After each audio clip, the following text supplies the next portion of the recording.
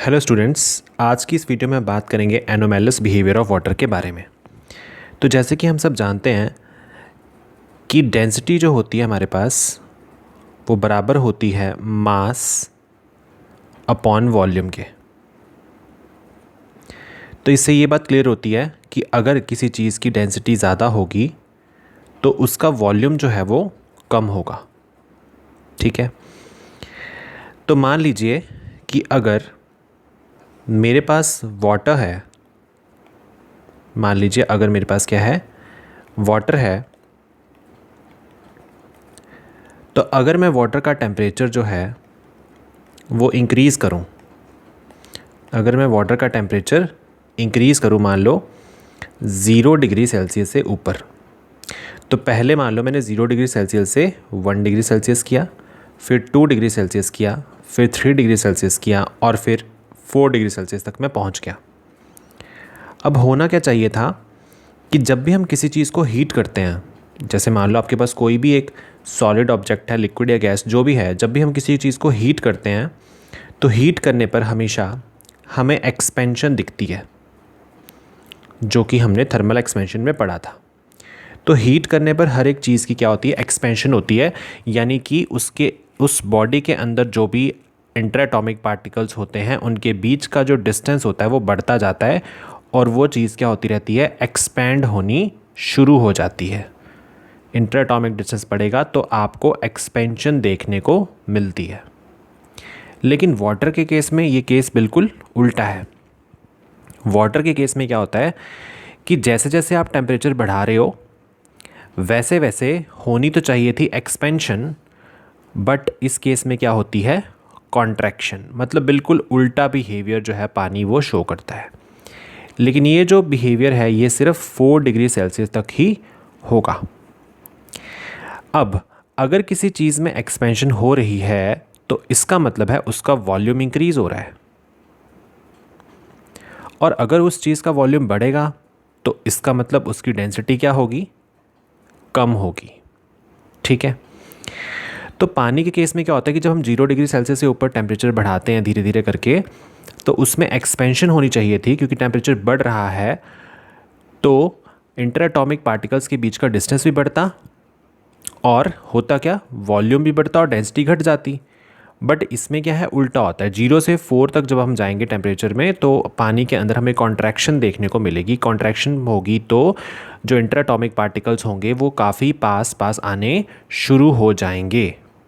तो अगर वो पास पास आएंगे तो इसका मतलब है कि इस केस में जो डेंसिटी है हमारी वो इंक्रीज़ कर जाएगी। तो इसीलिए हम क्या पढ़ते हैं, हम अपनी स्कूल की बुक्स में भी कई बार हमने सुना होगा कि जो पानी की डेंसिटी होती है, density of water is maximum at 4 degree Celsius. 4 degree Celsius पे पानी की जो डेंसिटी है वो सबसे ज़्यादा होती है। तो इसी के ऊपर हमारा आज का टॉपिक डिपेंड करता है, जिसका नाम है एनोमेलस बिहेवियर ऑफ वाटर। तो देखिए, anomalous expansion of water is an abnormal property of water whereby it expands instead of contracting when the temperature goes from 4 degree Celsius to 0 degree Celsius. तो इसमें लिखा गया है कि अगर हम अपने टेम्परेचर को 4 डिग्री सेल्सियस से कम करें 0 डिग्री सेल्सियस पर, तो आपको पता है टेम्परेचर कम करने पर क्या होता है कि जो इंटर एटॉमिक पार्टिकल्स किसी भी सब्सटेंस के वो पास पास आ जाते हैं और वहाँ पे क्या होना चाहिए, वहाँ पर कॉन्ट्रैक्शन होनी चाहिए, क्योंकि इंटर एटॉमिक डिस्टेंस जो है वो घटता जाता है। लेकिन होता क्या है, पानी के केस में बिल्कुल उल्टा होता है। पानी कर जाता है एक्सपैंड। पानी क्या कर जाता है, एक्सपैंड कर जाता है। अब अगर कोई चीज़ एक्सपैंड करेगी तो आप बताइए मुझे कि एक्सपेंशन में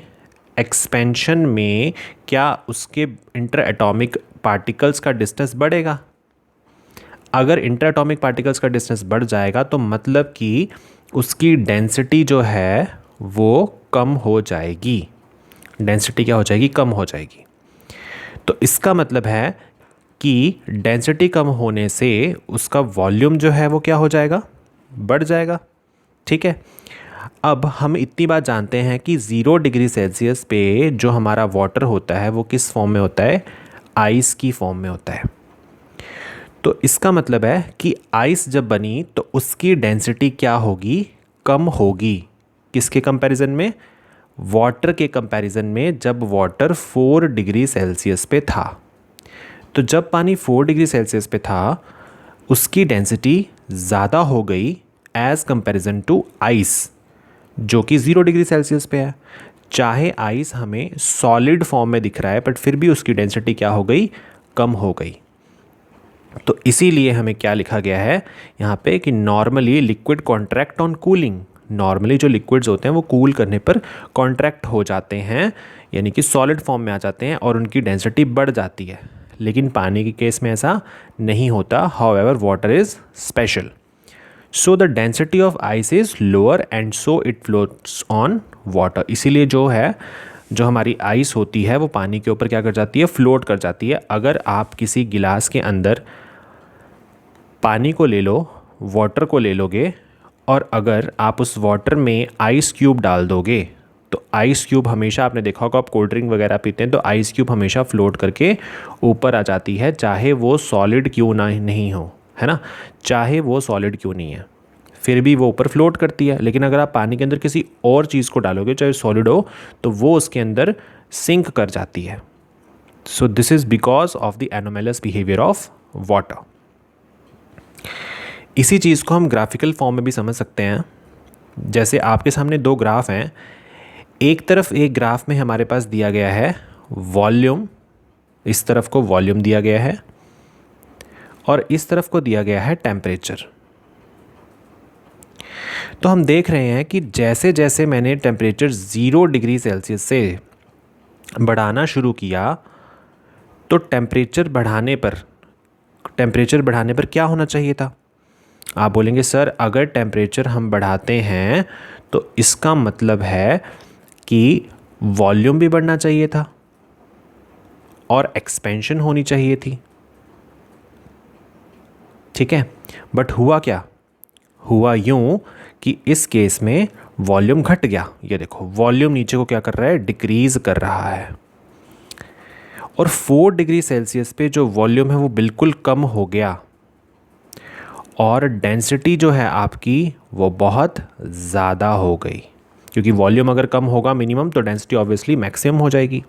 तो इसीलिए 4 डिग्री सेल्सियस पे पानी की डेंसिटी क्या होती है, सबसे ज़्यादा होती है। लेकिन उसी के बाद अगर हम ये ग्राफ को और आगे देखें तो ये उसके बाद नॉर्मली बिहेव करेगा और आपकी वॉल्यूम जो है 4 डिग्री सेल्सियस टेम्परेचर देने के बाद, यानी कि 5 डिग्री सेल्सियस पे, 6 डिग्री सेल्सियस पे इसका वॉल्यूम जो है वो फिर से बढ़ना शुरू कर जाता है। तो इस ग्राफ में वॉल्यूम जो है वो हमारा इंक्रीज़ करेगा दोबारा से।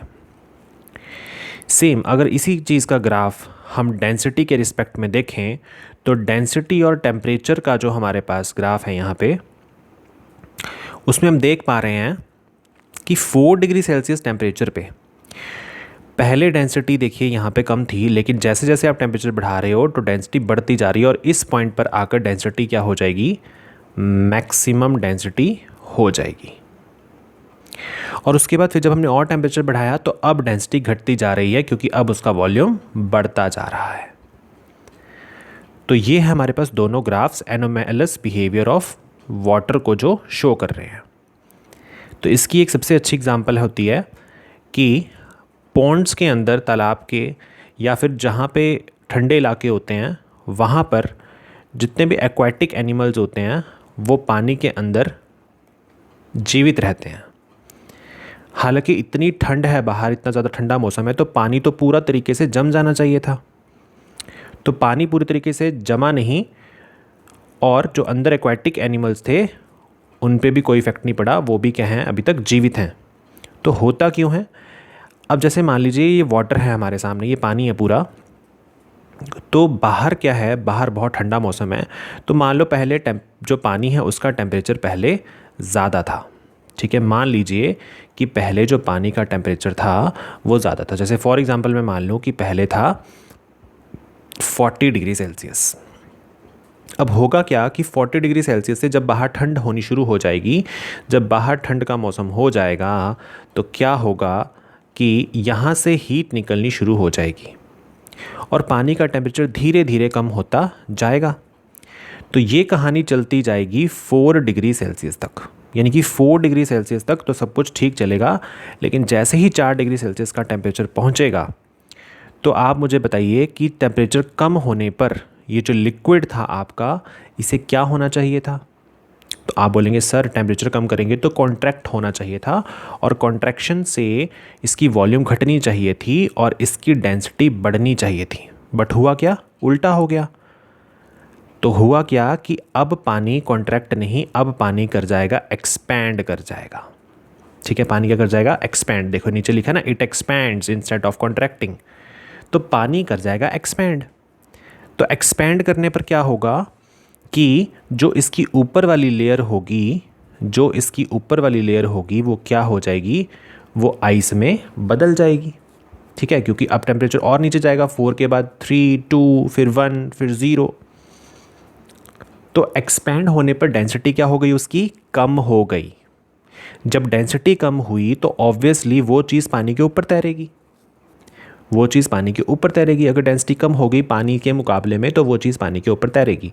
तो यानी कि जो आइस ऊपर हमारी है वो फ्लोट करनी शुरू कर जाएगी। इसका मतलब है क्या है कि ऊपर वाली यहाँ पे इस पोर्शन में आइस जो है वो जमना शुरू हो जाएगी, और जो नीचे वाला पानी बच गया उसका जो टेम्परेचर है अब अंदर का, यानी कि उसकी जो हीट है अंदर की, वो बाहर नहीं जा पाएगी क्योंकि ऊपर तो आइस आ गई है।